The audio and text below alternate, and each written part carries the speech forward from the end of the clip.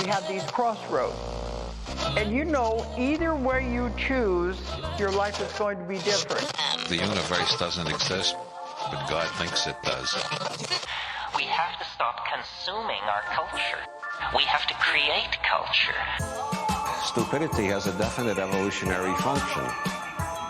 I am all for abolishing stupidity, but before it goes, we should pay tribute to it.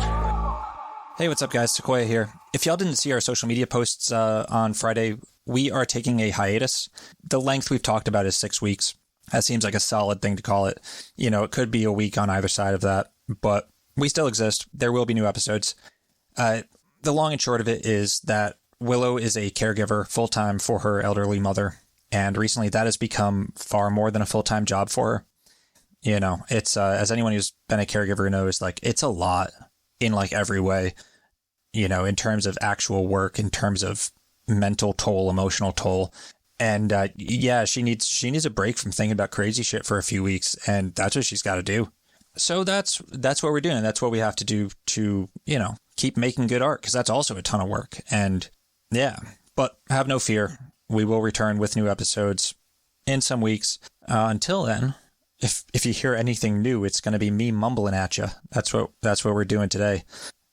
Make no mistake, this is not content. In no way is this content. This is a crazy man mumbling at you in a swamp. That's all this is, to satisfy the search algorithm that likes consistency. I have no idea what I'm even going to talk about today. We will see. I'm just going to keep talking. But yeah, that's what we're doing. And the Nonsense Bazaar is very much a shoestring operation. Like, it's just the two of us.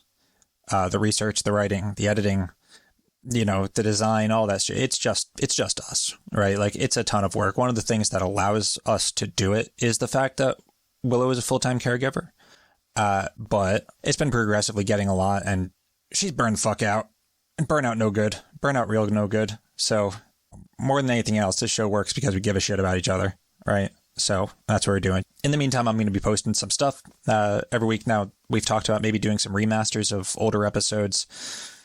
You know, stuff that just doesn't sound good. I can hopefully make it sound good if I can find the masters, which I recently purged a lot of like a fucking idiot. Or perhaps doing like some supercuts of topics we've hit a few times. Or just more of these where I mumble at you for a while. Who knows? Time will tell. I'm also going to try to take a bit of a vacation myself. And yeah, it'll be good. We're going to come back refreshed. I've got some books on the way for a very cool series when we get back. And we've got some episodes in the pipe that we've already recorded that we're just going to wait to give ourselves a buffer on at the end of the stretch. So yeah, is what it is. Thank you guys for your understanding, patience, and all that. Yeah, that's it. We're coming back. She'll be back. I was just over her house earlier today, and we were talking about how cool it would be to do a mega series on Napoleon. So, like, yeah, don't worry. But, you know, all right, what else? On the social media statement, I said I'd be pausing the Patreon, but Jesus Christ, people, like, the amount of, like, messages and shit of saying, oh, no, we'll keep giving you money. We love you. Oh, take all the time. It's just like, yeah, it's so heartwarming. And it's not a big deal. I mean, this is a silly little show, but it really, I don't know, it means a lot. It means a wicked lot. So thank you so much. So we won't be pausing, but like, if you won't be getting any updates on there for like 6 weeks. So if you want to unsubscribe, like I will, neither of us will hold it the fuck against you. You know what I mean? But yeah, like, thank you for all the kind words, everyone. Like, it really means a fucking lot. All right. What else? Now, honestly, a little bit of break from regular episodes is going to be pretty good, because there's a bunch of shit that I've wanted to do that I haven't had time for. Like, one of those is, I mean, listen, we have a weird show. Nonsense Bazaar is a weird thing. It's hard to quantify exactly what genre or whatever we fit in. And one thing I was thinking about is that, like, some of our branding imagery and like aesthetics and stuff you don't know what you're getting into. So I'm going to take some time and, I don't know, re-engineer some of that stuff and try to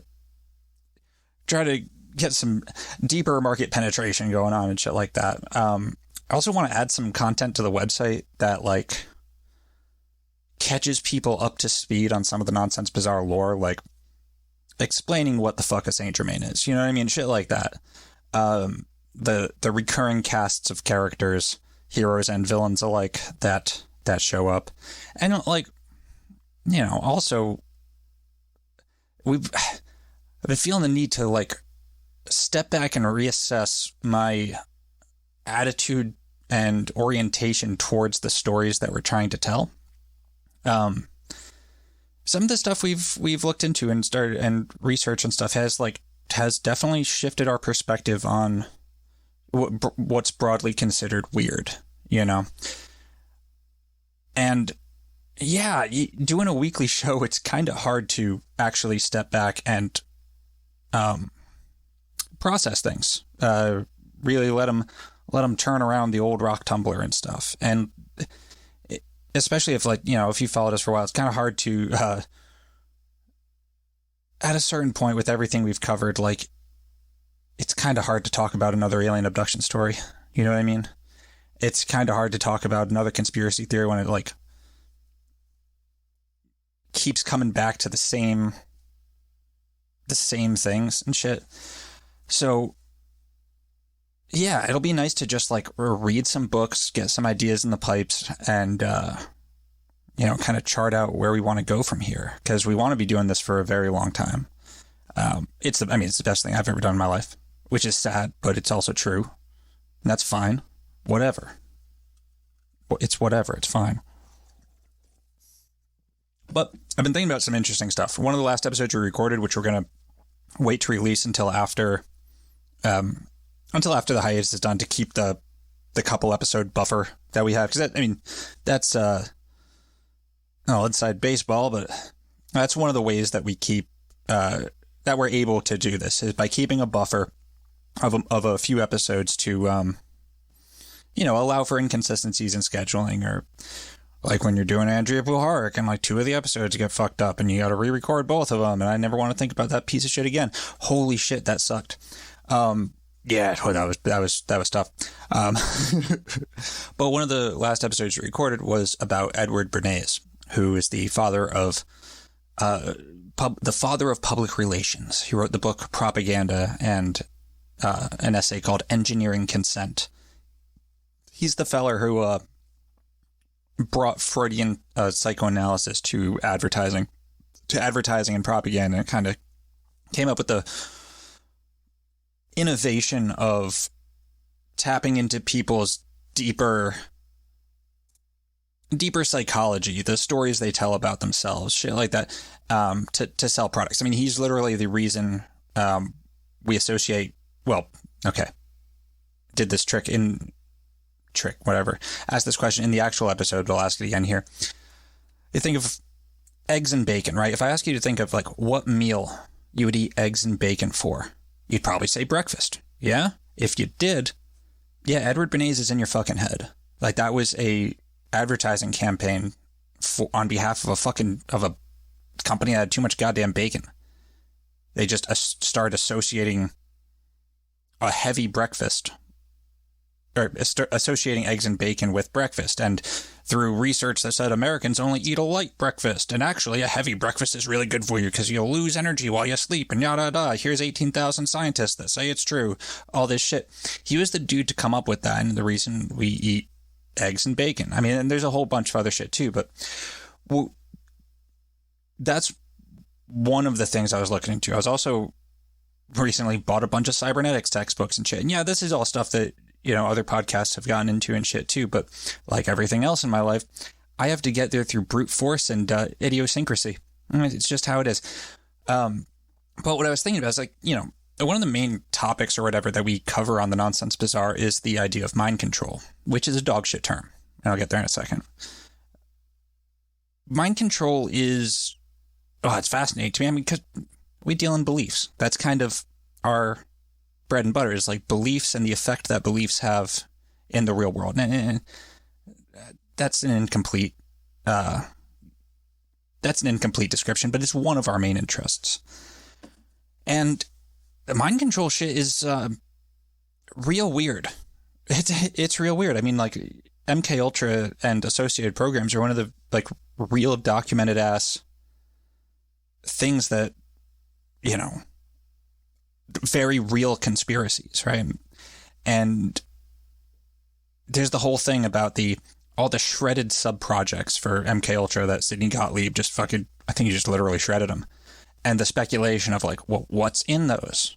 What's in, because I don't know. I kind of think that the whole view of MK Ultra as the LSD mind control experiment is in itself a psyop. Because, like, I don't know, when you look at that and how fucked up all that was, the LSD, the psychic driving, and then you realize that like half the sub projects were just fucking shredded and we have no idea, you tend to think that those destroyed sub projects are probably like even crazier. They're probably even crazier and flashier than the LSD, the mind control, the yada yada. I sort of suspect that's not the case. I think the shredded sub-projects were probably the ones that worked. That is to say, it probably looked a lot more like Edward Bernays' bullshit than it did the LSD stuff, right? Because if you think about, like, you think about eggs and bacon as a breakfast food. Edward Bernays did that. Like, in the fucking 1920s, that dude did that to you. Still, that's mind control, or rather, a better term is behavioral modification, right? At a large scale. And the thing is, when you talk about all this shit on a one-to-one scale, you got to be a real fucking skilled psychopath to manipulate someone so totally on a one-to-one scale. But when you get up to a bigger scale and you get up to the societal level and shit, mind control starts looking more like averages and tends to, in that, like, you're trying to modify the behavior of a group of people. It doesn't necessarily matter what individuals do, but it matters what society at large does, what groups of people do and shit. And you can be, the instrument can be a lot more dull than it needs to be if you're trying to, you know, Darren Brown some poor motherfucker. Yeah, and you know, as a corollary to that, I've been thinking a lot about the weaponization potential of language and storytelling and shit like that. You know, this is definitely having to do with like the Cicada 3301 stuff and the idea of like how far out can you, and not just Cicada 3301, but like alternate reality games and shit like that. How far can you really push the definition of non-lethal weaponry is a big question I've been thinking of, especially in the context of viewing, cyber warfare as warfare and viewing lines of computer code as weapons, right? By that same, if that's true, then, you know, by default, because computer code is just a facsimile of human language, you know, lines of language can be considered weapons, which is, you know, self-evident and obvious. We all know that. Words are weapons, for sure. But have we ever thought about that in the context of actual, like, weapons research? I hadn't, or at least, like, hadn't seriously had the light bulb, oh, shit moment, right? So that's an interesting thing. And a lot of, like, I don't know, it's a lot of it is kind of recontextualizing a lot of thoughts I've had about the nature of the weird, the nature of, I don't know, magical warfare, the nature of conspiracies in general, the nature of fucking power structures in the Western world and all this shit. I'm not becoming a communist, don't worry. It's fine. Like, you have some good points, but it's fine. Some very good points, I will say that. My buddy was quite pleased with himself when I fucking said that Marxism was a valuable lens to view things through, but I still disagree, though, because that motherfucker is way too fucking materialist. Like, it's literally not all economics. Like, it just fucking isn't. There's weird shit in the world that is just inexplainable. Like inner life, subjectivity exists. Fucking the fucking soul exists. Shut the fuck up, Jesus Christ. I don't care. Anyway. There's also, like, it also gets to the point sometimes whenever you start feeling like you've almost got it all figured out, like that's when you know you fucking don't, right? And when the tunnel through your reality tunnel, when the reality tunnel you're viewing things through becomes like really narrow and you think you've like got it nailed, like that's exactly the time that you need to like step back and like remember that you don't, which is kind of where I am right now. It's like, oh, this is, I've got it figured out. It's like, no, I don't. Okay, so let's step back, relook at things, and also like just drop some of the, I don't know, I think some of the topics I've been like really curious about need to just kind of go away. They're not that fun, and I don't think they're going to lead me anywhere, particularly interesting or good, But there's definitely other stories though, and I just kind of need some fucking time to figure out what those are. I'll do more history stuff. Like I do want to do a Napoleon series at some point. Let's talk about Napoleon for a few minutes. That motherfucker was insane. Napoleon is one of the craziest fucking people that's ever existed. And like you think of like, an emperor in the 1800s, warred his fucking way across Europe and shit like that. A lot of people died because of him. You want to think of that dude as like a pure villain, right? Nah, I wasn't. That's a complicated motherfucker. That was a sensitive artist boy, a sensitive writer guy, lovesick, yearning, who ended up doing what every sensitive writer boy, lovesick and yearning, fucking wishes he could do. Just declaring himself emperor, taking the crown from the Pope and placing it on his own head. Just doing it. Conquering the fucking world. Like that's... If you disagree with me, you're fucking wrong and you're lying to yourself. That is what every single sensitive writer boy wishes he could do. Hey, it's true. You gotta acknowledge your own dark side. Or maybe I just literally have a Napoleon complex, which is weird since I'm 6'3". But hey, what are you gonna do? It's just small in the stature of my soul, apparently. Another one we're gonna be doing soon is Om Shinrikyo, which is also fucking crazy. If you don't know about that, it's just it's the craziest, most insane, ridiculous, silly bullshit you've ever heard in your fucking life. And it's going to be amazing. If I can find a copy of the book I need, which is proving difficult. It's selling for like $95 for the paperback. Gotta see what to do about that, because I'm not paying $95 for a paperback for maybe one day I'll have that kind of fuck you money, but I don't right now. So that's not what we're doing. But that story is also wild, and I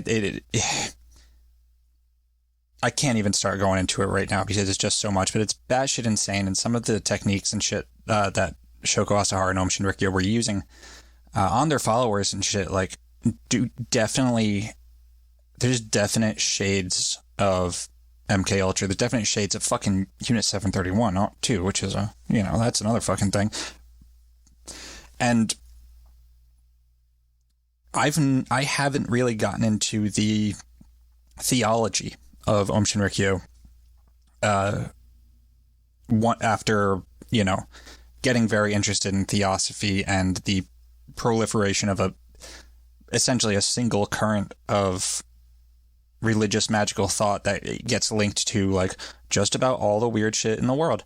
And I am wondering if there's shades of that within Om Shinrikyo, which I'm sure there will be, since it's, essentially a syncretic syncretic mishmash of fucking Buddhism and Shinto and fucking Christianity and all the other fucking cults that happen throughout the 70s. Like, so of course there's going to be links through that, but I don't know. I'm definitely, I at least wouldn't be surprised to find out that there was intelligence involved in Om Shinrikyo. That's the other thing I've been thinking about. And, this, again, like a thing that's been talked about on like conspiracy theory podcasts and stuff, is the nature of intelligence, essentially. And like what an intelligence agency means. Because we do this thing where we kind of fucking blame everything on CIA, which is, I love to do it. It's fun. They're a fun fucking scapegoat. they're one of those things that's either terrifying or fucking hilarious, so you better make them hilarious. And also, like, I love the romantic notion of the agent, the spook and shit, but, like, in all actuality, in reality, spooks are bad fucking people. Like, they're literally just the worst of the worst fucking people. But when it was just CIA, at least they were skilled. At least they were the best of the worst. But, you know, one of the big questions and problems in the modern world is the rise of private contractors, which, like, accelerated out of fucking control after 9/11. Private military contractors, private intelligence contractors. Tons of people have done podcasts and written about all this and stuff like that. But the thing I've been thinking about it, and I forget what episode it was in. I think it was a bonus episode. But I was talking about, it was like one of the most recent bonus episodes. But I was saying again, like, why I think Peter Levenda's Sinister Forces is like required reading for understanding all of this. And I'll just kind of get into this right now because it does tie into this. In Sinister Forces, Levenda essentially argues, among other things, that one of the most important and present forces in what would be called magic is magic and shamanism and, you know, religious practices. The true spooky action on the world is, you know, what the shaman goes through, what the drug-addled maniac goes through, all this shit. It's the transformative power of psychosis, is one way to put it. The transformative power of going fucking crazy, as in literally the transformative power of psychosis through ritual practices or drugs as the quickest and most brutal and damaging way to go through it. Entering into that space of, you know, unbound creative potential, the left-hand side of the world, the sinister side of the world, and using that place of madness as a transformative agent. And in Sinister Forces, Levenda argues that MK Ultra was essentially breaking open that Pandora's box upon the world, the Pandora's box of the psychosis inherent in all of humanity. And I want to take that a step further and look at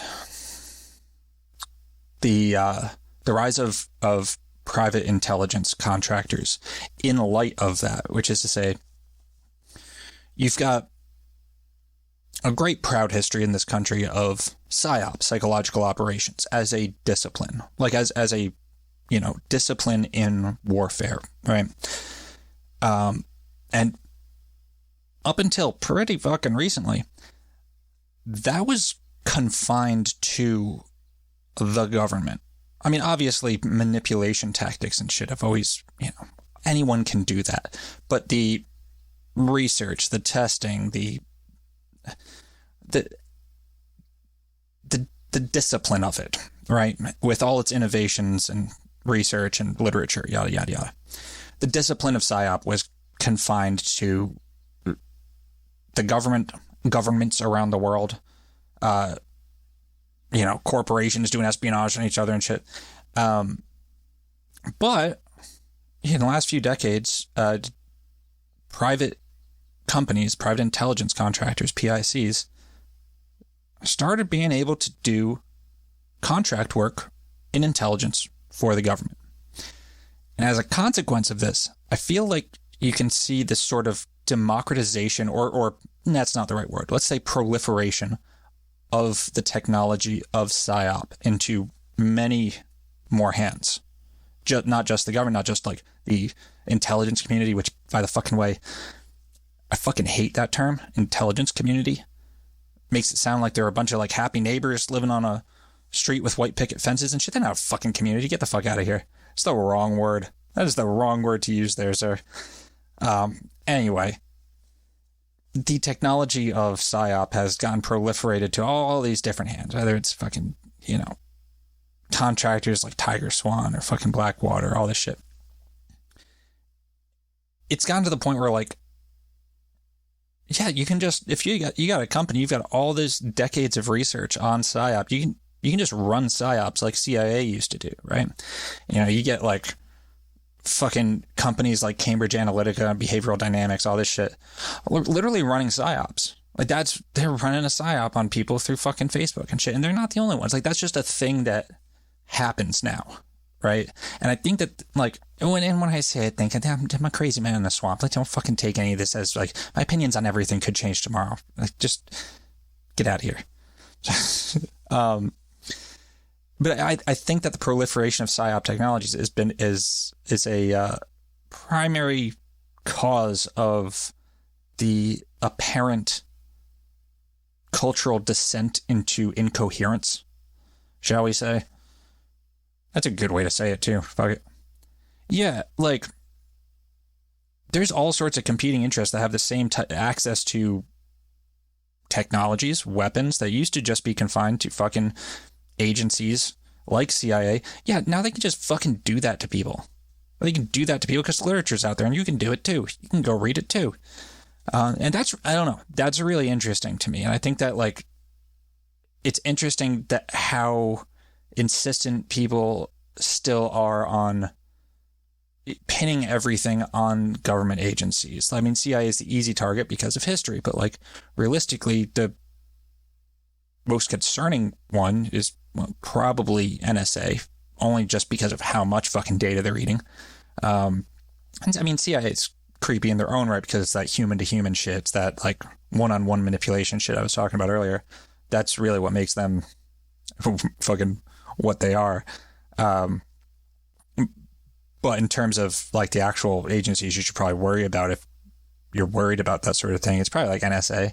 But, like, realistically, it's probably worry more about shit like SAIC, Corporation Science Applications and International Corporation, something like that, which now split off into two companies, SAIC and Leidos, which I think Leidos does most of the intelligence work. I mean, they're the ones that took over the remote viewing program from SRI and Army intelligence. They're also the primary villains of the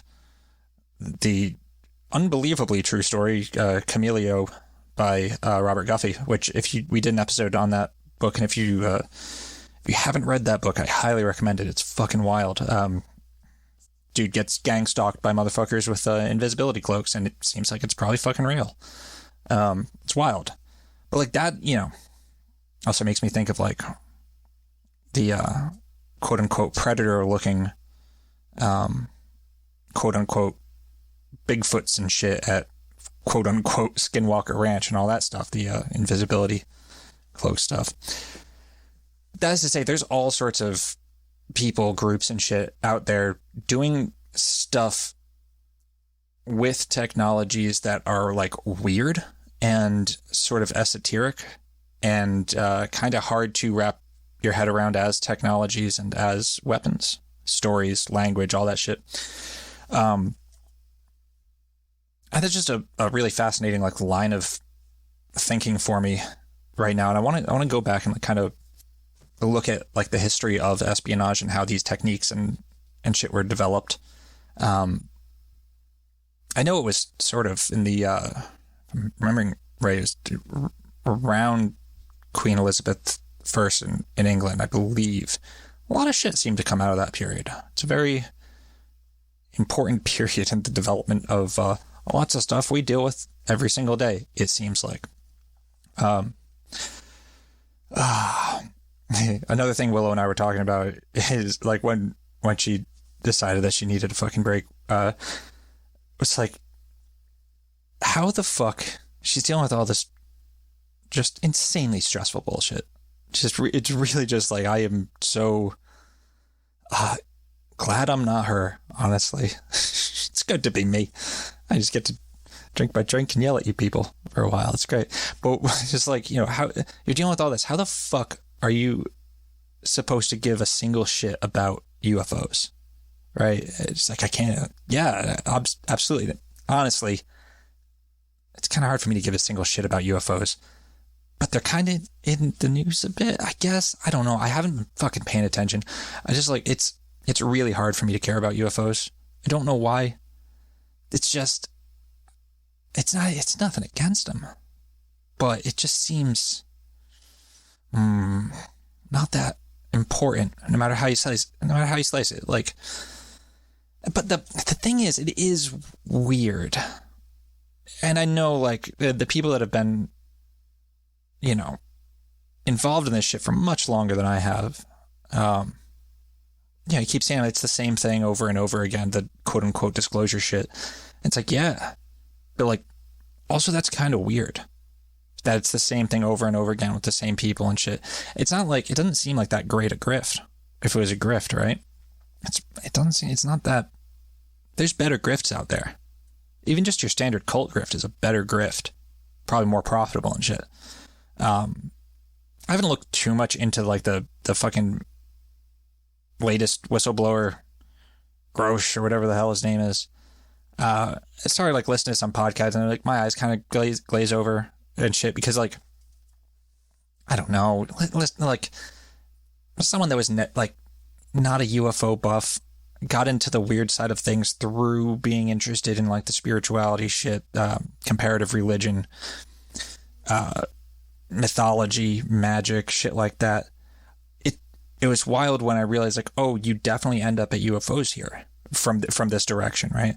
And it seems sort of like, I don't know, I just take it for granted at this point that, you know, the saga of magic in the development of the modern world is inextricably tied to UFOs. I mean, just even from the ridiculous theosophy connections in the mid 20th century with like the earliest flying saucer reports and contactees and all this shit. Like it's been tied to magic the whole way. Even if, you know, you go into like the Jacques Vallée shit and the you know, tying it to fairy lore and stuff, like, well, that's been tied to magic as well since like the whole fucking time.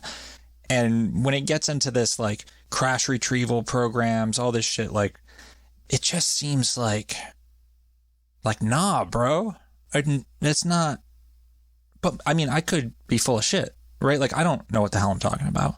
It seems like, I guess that would be the weirdest of all things, right? Like if it was this,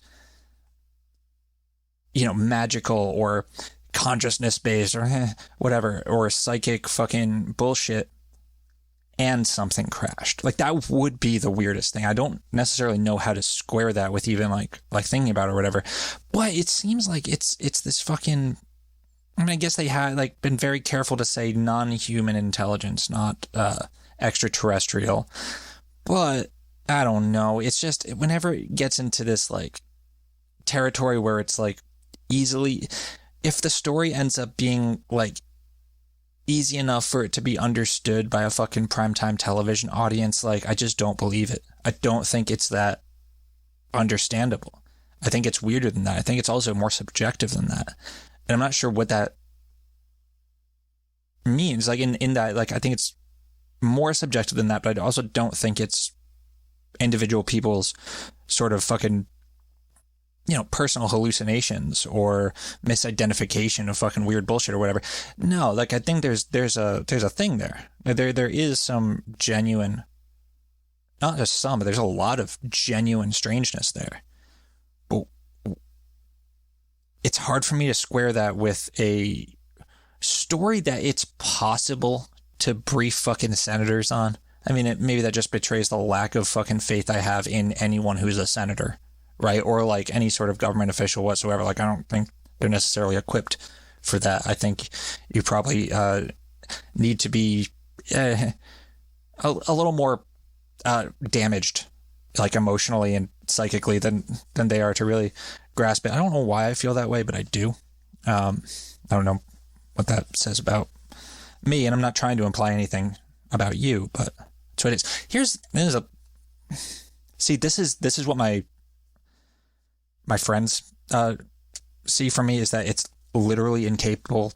I'm literally incapable of ever shutting the fuck up. Like, I'm barely halfway through my drink. So the other thing I was thinking about, I don't like someone get at me and Help me understand this. Mothman. Let's talk about the Mothman for a minute. Okay. Mothman's one of the weirdest of all the fucking paranormal lore and shit. Happened at a interesting time. 1968, I believe. 67, 68. I think it was 68. Some town in fucking West Virginia, which there's people still around that say, oh yeah, weird shit happened. Right? It's pretty well documented that some weird fucking shit happened. Also, I mean, yeah, like, it's John Keel and Gray Barker, but like, those are some people documenting it, man. I don't know. Like, there's people around that say weird shit happened. But what's really interesting is that, like, not only did a bunch of fucking weird shit happen over an extended period of time, but then a bridge collapsed, right?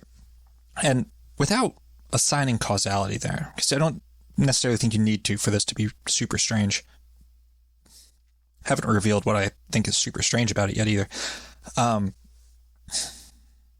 Let's say you're an intelligence agency at the height of the Cold War, right? And there's all these reports from fucking Middle America, West Virginia, in fact, about some real weird bullshit happening. Real weird bullshit. Fucking some goddamn thing with wings and glowing red eyes, UFOs coming down, all these people acting all great. Weird dudes that talk all funny, dressed in suits that don't make sense, and they act weird like they're not from here and stuff. And they're asking all these questions and shit about people. You're telling me all this weird stuff. I'm an intelligence agency right now. You're telling me all this weird stuff happened. And then a fucking bridge collapsed on Christmas Eve and killed like 40 people.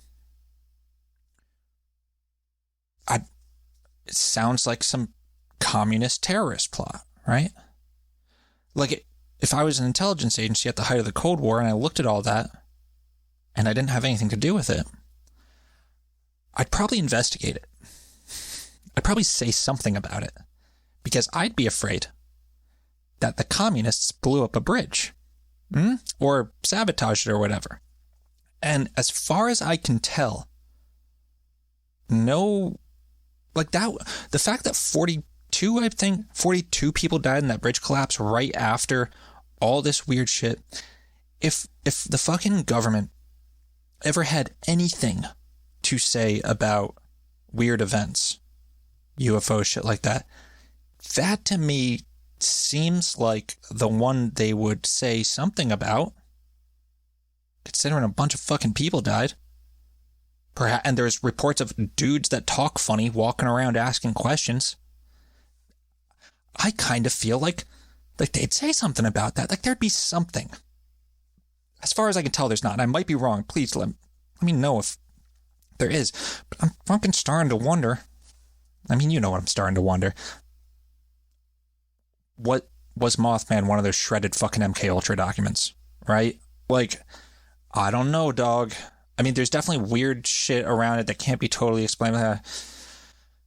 It's just, there's a weird disconnect between how very real the Mothman shit seems to be and the fucking silence on it, when there's not necessarily silence on other things in that same vein and from that same time period. Also, it was also at the height of fucking MK Ultra as well, by the way. I don't know. That it bothers me, and it's been bothering me for a bit. I need to look more into it. That's something we're going to do, Mothman, at some point in the next year, I think. I think we have to. I want to get to the bottom of that. We'll see how that goes. But yeah, this new UFO disclosure stuff is like, I don't know, man. I feel like they're talking about some fucking UFO that's too big to move, so they had to build a fucking building around it somewhere, and like people are like looking on Google Maps for the fucking, oh, this looks like a weird, but this building's a circle, I bet there's a UFO in there. Like, what, are you out of your fucking minds? What are you doing? What are you people doing? That's ridiculous. That's a ridiculous thing to be spending your time on. It's not an efficient way to search either. There's narrow that shit down, dog. Come on. I don't know. It's maybe I just will be really upset if it's some X-Files ass explanation. I don't know. Maybe I just want it to be weirder. I don't know. I'm gonna be so fucking pissed if it's aliens, though, like actual space aliens from another. It's not, though. It's not. That's ridiculous. That's absurd. That is simply fucking absurd. We'd see them coming. We just would. Telescopes are a thing. People are looking at the skies all. You can't. Yeah, it is. Turns out it is possible to keep something secret. Not like that, though. I think it's the cephalopods. If it's a flesh and blood ass fucking creature, it's some highly evolved fucking cephalopod down the ocean floor, like deep, like deeper than that fucking stupid submarine even dreamed of getting before it just got fucking owned. Like that.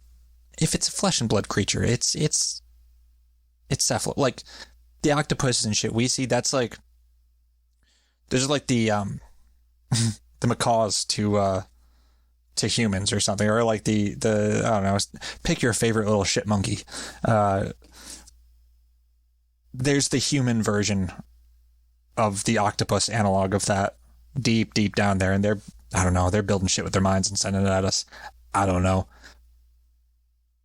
That actually would not surprise me at all if there was just like a cephalopod civilization down there looking all like mind flayers and shit. It'd be kind of cool. It'd be kind of down. Well, there's also all that shit. I don't know.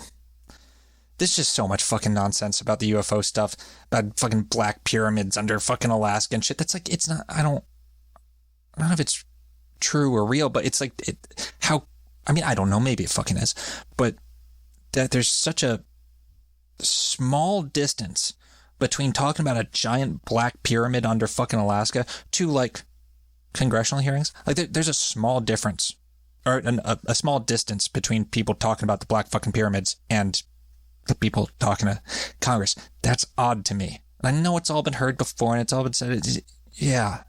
It's even weirder that it's still here, I think. I don't necessarily believe any of it. In fact, I believe it's probably a smokescreen because it's too prosaic. Too X-Files and shit. I don't know. But it's odd. It's odd. And that's that cultural slide into incoherence, I was talking about earlier. That, I guess if you don't take it too serious, it's definitely entertaining. It's definitely entertaining. All right. Well, you know what? I think that's all I got in me. I don't know. Next week, I might, I'm going to do something.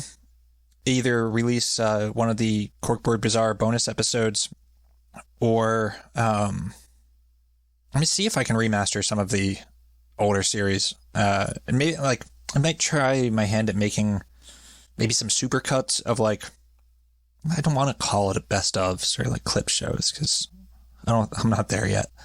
But something. Because really the thing is that these search engine algorithms, their favorite thing in the world is consistency and regularity. And so I'm just going to make sure that I keep getting, a thing up at the same time every week. Cause we're a very niche show. So we got to take every search engine algorithm advantage we got. And that's one. But also I'm not going to work too hard on it because I would also like to enjoy my summer. That would be cool. I think I would like that. I think I'm going to try to enjoy it as much as it goes against my natural inclinations. You know what? I'm going to enjoy it. That's a statement of will and surety. I'm going to enjoy my summer. All right, guys. Well, thank you all so much for your support. Thank you all for all your words of kind words, expressions of solidarity. Means a hell of a lot to us. Means a real lot to Willow. We will be back, and I'll catch you on the flip side. Peace.